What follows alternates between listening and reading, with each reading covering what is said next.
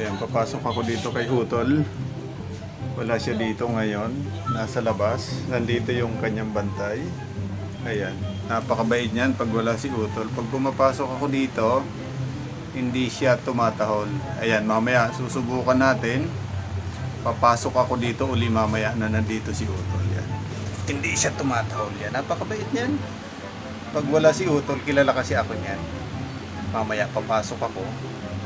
Titingnan natin kung tatahol siya pag nandito na si Utol.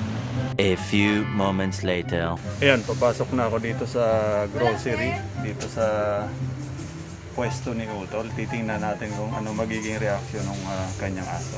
2 seconds later. Ayan, ayan, bibidyo ako. Ayan, ayan, magiging reaction nito kanina. Napakabait sa akin. Ayun, tingnan mo naman, nandito na si Utol. Ayan, ayan siya. Ayan, tinatahulan na ako. Ganito yung aso na ito. Kanina ayaw akong tahulin. Ayan, ngayon, ayan. Galit na sa akin. Ayan. Hindi ko alam bakit ganitong nagiging reaction nito. Pag wala si Utol, ayan, hindi tumatahol yun. Ngayon, ayan, tumatahol.